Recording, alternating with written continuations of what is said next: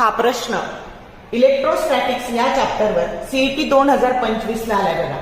To capacitors of capacity C and C/3 are connected to a battery of voltage V as shown. The work done in charging both the capacitors fully is option A CV²/3, B 4/3 CV², C 2/3 CV² and D 3 CV². मग आपल्याला काय दिलंय तर असे दोन capacitor parallel जोडलेले आहेत.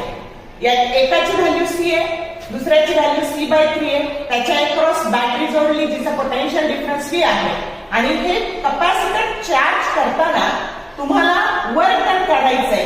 मग work done that is nothing but energy store. मग आता एनर्जी स्टोअर किंवा वर्क डन त्याचा फॉर्म्युला असतो हा CV². मग आता C इक्विव्हॅलंट कॅपॅसिटी काढायची आहे की हे दोन्ही कॅपॅसिटर कसे जोडलेले पॅरलल जोडलेले आणि मग जेव्हा पॅरलल जोडलेले असतात तेव्हा सरळ सरळ त्यांची काय होते बेरीज होते. आणि मग आता इथे काय झाले तर इथे झाले LCM 3 निघाला 3C + 1C that is 4C.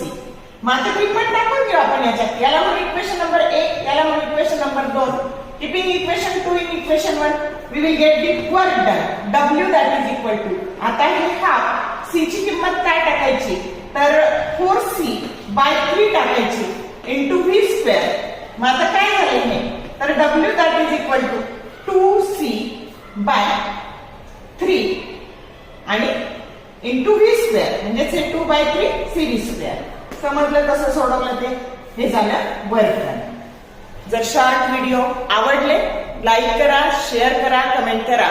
For more useful tips and tricks keep watching wings of physics. Thank you very much.